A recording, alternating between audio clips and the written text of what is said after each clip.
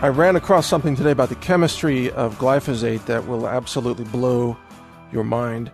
This is Mike Adams, the Health Ranger. I'm the Lab Science Director at the Natural News Forensic Food Laboratory. I run ICP-MS, mass spectrometry, and ion chromatography, liquid chromatography, and other instrumentation in the search for food contaminants. And over the last 2 years, I've become very rapidly up to speed on organic chemistry and inorganic chemistry and the molecular configuration of toxic substances, including glyphosate. And so something I ran across today that I've never heard anyone say anywhere. It just blows my mind. So glyphosate has much in common with the world's most toxic nerve gas agent called VX. What is it? VX gas or VX nerve agent, the most deadly in the world. And if you go to chemspider.com, you can look up the molecular pattern or structure of any molecule. And I use this a lot because of a lot of my research in the ionization of pesticides and the polarity of molecules and so on and so forth. But the molecular formula of glyphosate is 3 carbon atoms, 8 hydrogen, a nitrogen, 5 oxygen, and a phosphorus. Now this phosphorus, this is what it has in common with VX gas, a nerve agent, which has 11 carbons, 26 hydrogens, a nitrogen, 2 oxygens, a phosphate, and a sulfur. They actually are very, very similar molecules in terms of their polarity, which means that the opposite ends of the molecules carry opposite charges, highly polar. One end is very positive, the other end is very negative, which affects the solubility of molecules in solvents such as water, methanol, ethanol, acetonitrile, you name it, different kinds of solvents. So these two molecules, I just stumbled across this today. It just blew my mind. I'm like, holy crap, glyphosate is very similar to the most toxic nerve agent ever invented by mankind. No wonder glyphosate is so toxic to the ecosystem and the soils and humans. No wonder it gives people cancer tumors. So I want to give you a couple of resources so you can look at what I'm looking at, because this is going to blow your mind. Also, let me read from you. I want you to search for this. This is on Agilent.com. Agilent. They're the manufacturer of some of the instruments I use in the laboratory, and they have a huge library of application notes. One of the notes is numbered 5989-5346, and it is co-authored by Joseph Caruso, Caruso.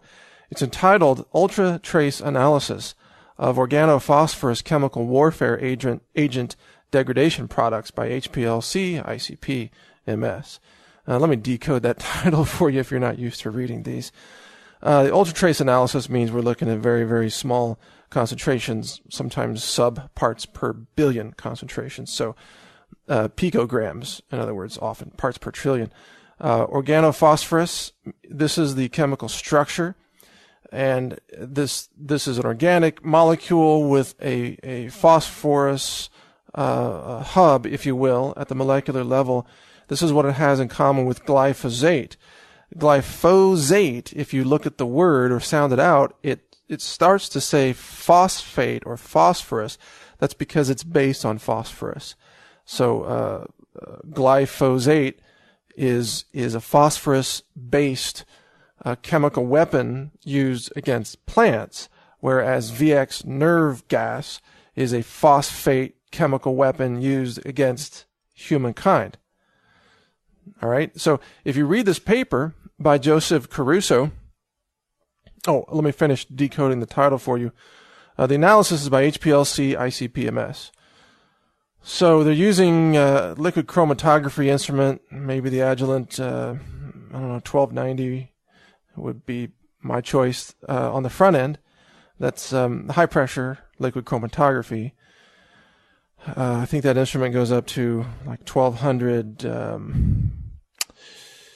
what is that, 1200 pascals pressure? Anyway, never mind that, but you use that as a front-end interface, and then after you elute the chemicals, you're separating them in the column of the LC. Then they're going into the ICP-MS, which stands for inductively coupled plasma mass spectrometry.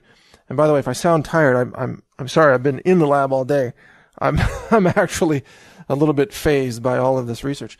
The ICP-MS does an elemental analysis of the eluted liquid coming out of the LC. I'm not going to bore you with the details, just to tell you that what the ICP-MS is doing in this scenario is it's counting the phosphorus atoms and then using that to have a quantitative measurement of the glyphosate concentration in the original sample.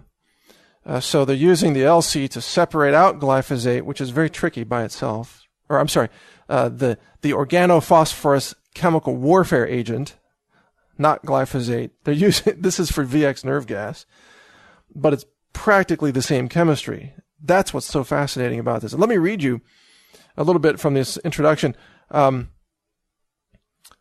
Let's see. As a result of the chemical weapons conventions, these chemicals, which include nerve and vesicant agents, pose a deadly threat not only to the human population, but also to vital aquatic and agricultural resources. That's table 1 in this paper.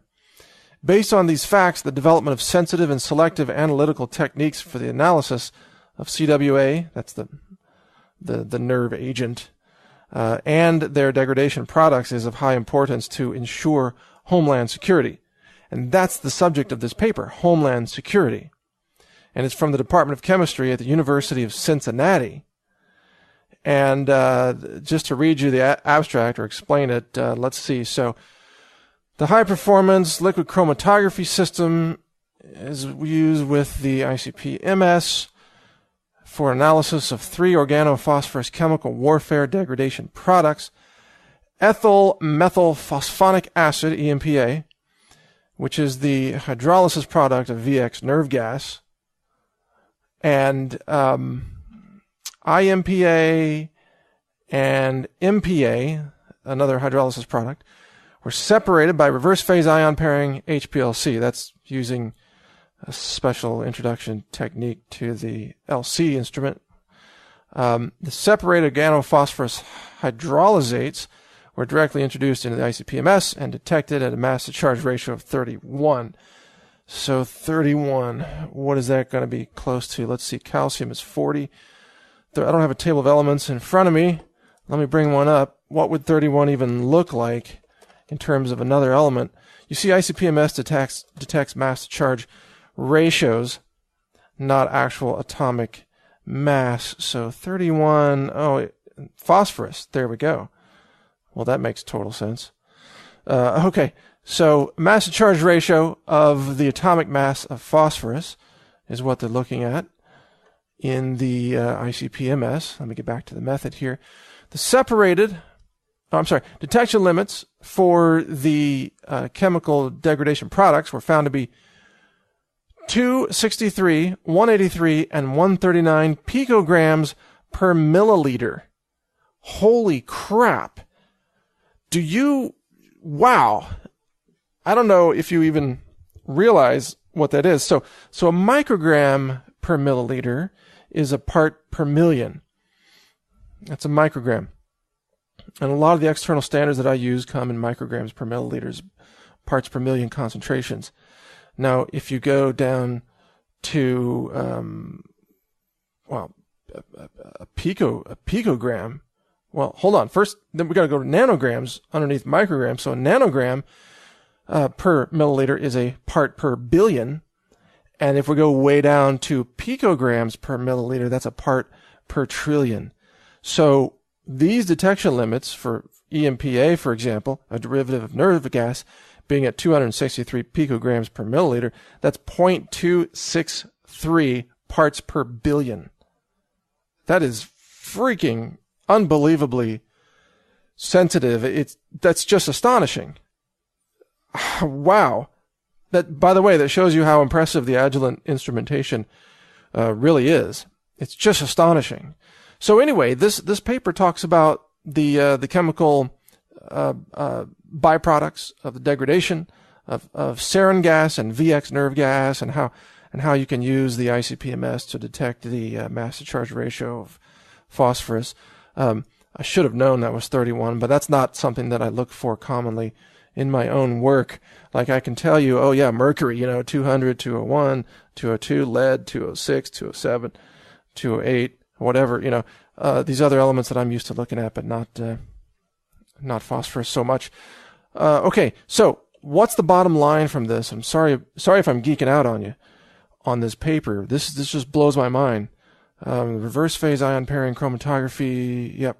Let's see. Helium optimization experiments for the removal of polyatomic interferences. Of course, that's what we always do in the ICP-MS in the collision reaction chamber.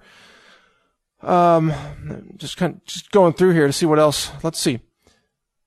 Where do they even get nerve gas to do this? By the way, you have this question? Like, is the University of Cincinnati, do they have a closet with VX nerve gas?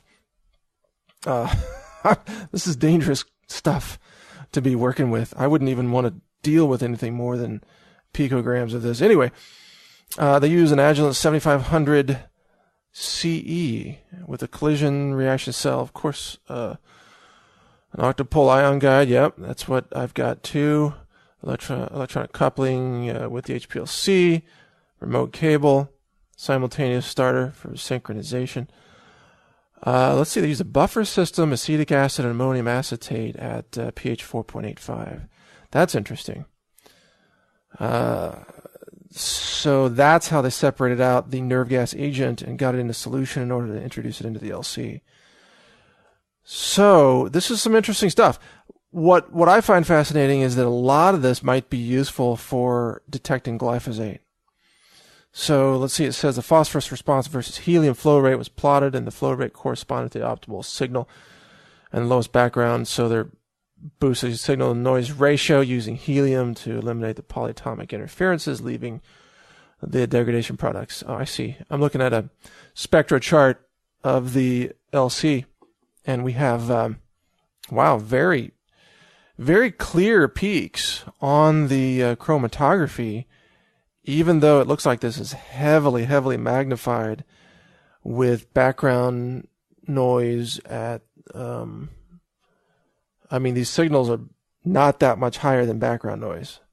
And you can imagine trying to get background noise down to picograms per milliliter means you got to have an ultra clean laboratory, like super, super clean, like clean room type of laboratory. So I don't even think I can do this kind of run in my lab. We're not a NASA grade clean room in terms of, picogram detection. That's just incredible. Okay, so let's see. Considering the lethal doses reported in Table 1, what are the lethal doses of this stuff? Holy crap.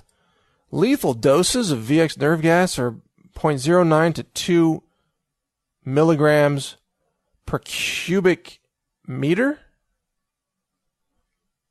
I don't know what that comes out to parts per billion, but we can do the math. It's pretty small. This stuff's very, very toxic. If it touches your skin, you're dead. Which is kind of how glyphosate works on plants. If it touches their roots, they're dead. So I think it's just really interesting to me. I'm going to wrap this up, but glyphosate is a chemical weapon against plants, and VX nerve gas is a chemical weapon against people. And so these are both very similar molecules.